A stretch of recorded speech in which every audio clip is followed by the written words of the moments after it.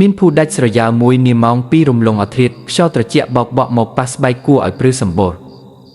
សំឡេងសត្វទីទុយយំខ្ជិបពីលើដើមជ្រៃធំលីឡំជាមួយសំឡេងឆ្កែប្រុសលូកកន្ទុយវែងអន្លាយពេញភូមិតាមដងផ្លូវដេកខ្មៅងឹតសំឡេងមួយបានបន្លឺឡើងយ៉ាងចម្លែកក្រោបក្រោបក្រោបវាគឺជាសំឡេងកង់រទេះឈើដែលបង្វិលយឺតលើដីខ្សាច់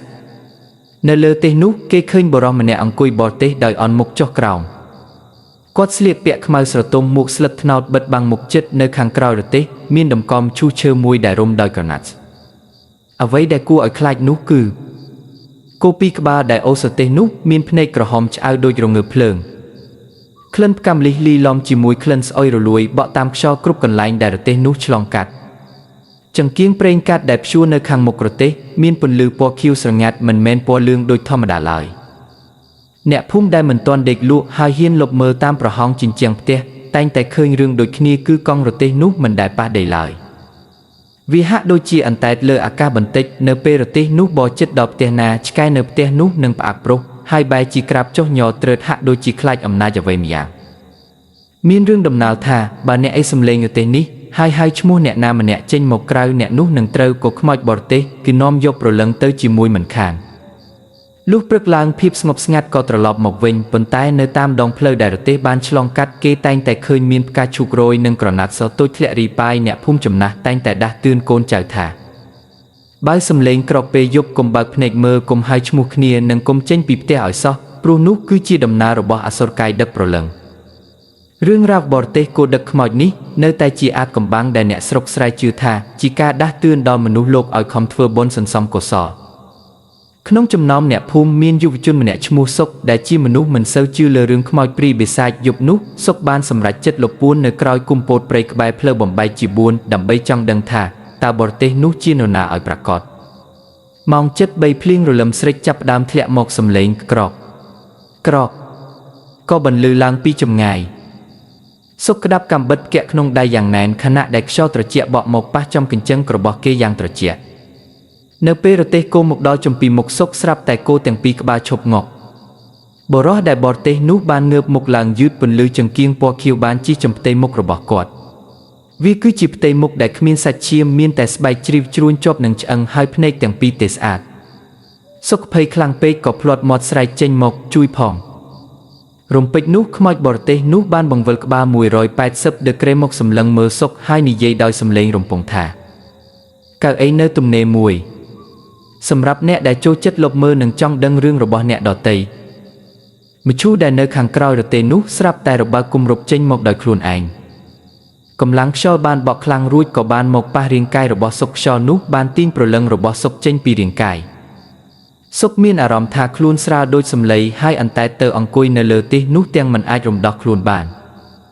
រួចបុរសនោះបានបរទេសក៏បន្តដំណើរទៅមុខទៀតរហូតដល់ខ្លោងទ្វារវត្តអារាមចាស់មួយដែលបោះបង់ចោលយូរឆ្នាំនៅទីនោះមានខ្មោចជាច្រើនកំពុងឈររង់ចាំខ្មោចអ្នកបរទេសបានទម្លាក់មឈូសចុះហើយស្រាប់តែរាងកាយរបស់សុកដែលអង្គុយលើទិសក៏ប្រែជាคล้ายជាសាកសពដែលដេកក្នុងឈូសនោះទៅវិញព្រឹកព្រលឹមឡើងអ្នកភូមិបានឃើញរាងកាយរបស់សុកដេកស្លាប់នៅកណ្ដាលផ្លូវបំបែកជា4ដោយមានស្លាកស្នាមកង់រទេះកិនកាត់ពីលើទ្រូង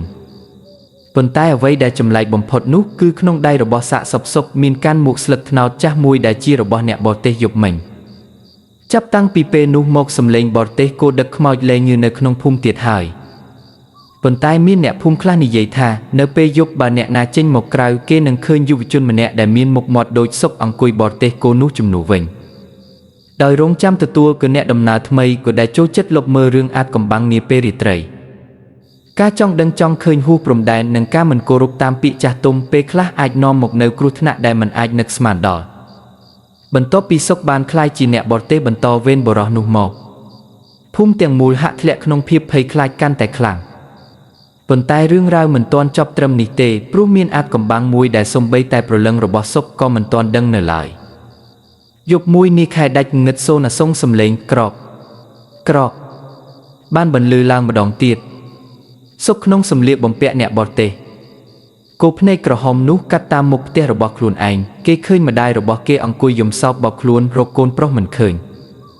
សុកចង់ជប់ប្រទេសចង់ចុះទៅអបម្ដាយហើយប្រាប់ថាគេនៅទីនេះ ប៉ុន្តែដៃរបស់គេហាក់ដូចជាត្រូវចំណងដែលមើលមិនឃើញចងជាប់នឹងខ្សែគោឲ្យបរទៅមុខជានិច្ចរំពេចនោះប្រលឹងអ្នកបរទេសចាស់បរោះមុខឆ្អឹងបានលេចឡើងនៅក្បែរត្រចៀកសុកហើយខ្សឹបថាឯងមិនអាចឈប់បានទេលុះត្រាតែឯងរកអ្នកមកជំនួសបានម្នាក់ទៀតទើបឯងអាចទៅចាប់ជាតិបានបើមិនដូច្នោះទេឯងត្រូវបរទេសនេះដឹកអ្នកស្លាប់ជានិច្ចសុកមិនចង់ឲ្យអ្នកភូមិណាម្នាក់រងគ្រោះដូចខ្លួនឡើយគេព្យាយាមទប់បរទេសមិនឲ្យបរចូលក្នុងភូមិប៉ុន្តែគោខ្មោចទាំងពីរក្បាលនោះកាន់តែខឹងសម្បាវាក៏បោលសម្រុកចូលទៅក្នុងភូមិយ៉ាងលឿនសម្ដៅទៅរកផ្ទះយុវជនម្នាក់ទៀតដែលកំពុងផឹកស្រាជួបជុំគ្នាក្នុងចិត្តសុកតស៊ូយ៉ាងខ្លាំងគេឃើញមិត្តភ័ក្តិរបស់គេកំពុងដើរចេញមកក្រៅដើម្បីបិទជើងតូចសុកដឹងថាបើគេគ្រាន់តែហៅឈ្មោះមិត្តម្នាក់នោះគេនឹងបានសេរីភាពភ្លាមប៉ុន្តែដោយក្តីអាណិតសុកបានសម្រេចចិត្តធ្វើរឿងមួយដែលគ្មានអ្នកបរទេសណាធ្លាប់ធ្វើសុកបានប្រមូលកម្លាំងវិញ្ញាណទាំងអស់មិនមែនដើម្បីហៅឈ្មោះគេទេប៉ុន្តែដើម្បីបង្វែររទេះឲ្យធ្លាក់ចូលទៅក្នុងជ្រោះជ្រៅក្បែរវត្តចាស់នោះសំឡេងកង់រទេះបែកខ្ទេចខ្ទីបន្លឺឡើងយ៉ាងខ្លាំងរួមជាមួយសំឡេងស្រែកធ្ងោរបស់វិញ្ញាណខ្មោចទាំងនោះ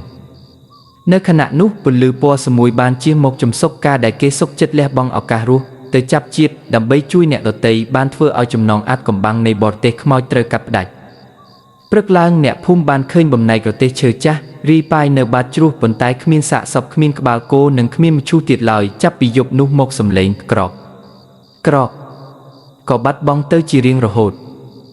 អ្នកភូមិជឿថាកុសលផលបុណ្យនៃសេចក្តីអាណិតអាសូររបស់សុកបានរំដោះព្រលឹងទាំងអស់ដែលជាប់ជំពាក់នឹងរទេះនោះឲ្យទៅកាន់សុគតភពរឿងរ៉ាវបរទេសគោដឹកខ្មោចក៏คล้ายជាវីរភាពនៃព្រលឹងដែលហ៊ានលះបង់ដើម្បីបញ្ចប់បណ្ដាសាដ៏ខ្មៅងឹតនៅក្នុងភូមិដាច់ស្រយាលមួយនេះទោះបីជាបណ្ដាសាត្រូវបានកាត់ផ្ដាច់ហើយព្រលឹងរបស់សុកបានទៅកាន់សុគតភពក៏ដោយប៉ុន្តែរឿងរ៉ាវនៃបរទេសគោដឹកខ្មោចនៅមានចំណុចអាថ៌កំបាំងមួយទៀតដែលត្រូវបានលាក់ទុកនៅក្រោមបាតជ្រោះនោះ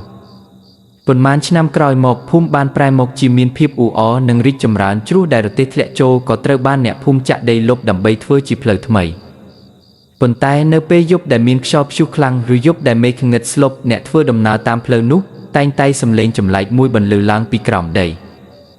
វាមិនមែនជាសំឡេងបរទេសទេប៉ុន្តែជាសំឡេងកដង្ហើមគោកយ៉ាងធ្ងន់និងក្លិនផ្កាំលិះដែលសាយភាយពេញអាកាសក្មេងប្រុសម្នាក់ឈ្មោះគឺនីម៉ូលក៏ដែលត្រូវជាក្មួយប្រុសរបស់សុកកូនប្រុសរបស់ប្អូនស្រីសុកបានរើបានវត្ថុយ៉ាងនៅក្បែរមាត់ជ្រោះដែលគេលុបដីនោះវាគឺជាកណ្ដឹងគោធ្វើពីលង្ហិនដោយភាពមិនដឹងអីនីម៉ូលបានយកកណ្ដឹងនោះមកចងនៅមាត់បង្អួចផ្ទះនៅយប់នោះឯងសំឡេងកណ្ដឹងបានបន្លឺឡើងដោយឯកឯងកឹងទោះបីជាគ្មានខ្យល់បក់សំបីតែបន្តិចក៏ដោយ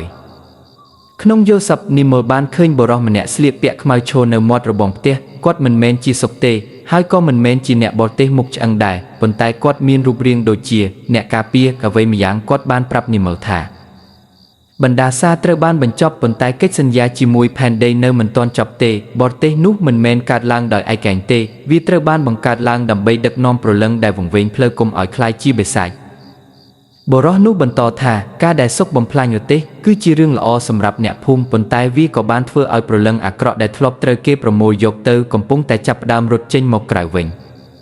ចាប់តាំងពីយប់នោះមកនីម៉ូតែងតែយល់សប្តិឃើញខ្លួនឯងដើរល្បាតជុំវិញភូមិជាមួយគោមួយក្បាលអ្នកភូមិលែងឃើញរទេះខ្មោចទៀតហើយប៉ុន្តែគេតែងតែឃើញពន្លឺចង្គៀងពណ៌សភ្លឺស្រទុំអន្តែតកាត់មុខផ្ទះជារៀងរាល់យប់រំលងអធ្រាត្រវាលែងជារឿងរន្ធត់ដែលនាំយកជីវិតមនុស្សទៀតហើយប៉ុន្តែវាគឺជាពន្លឺការពារ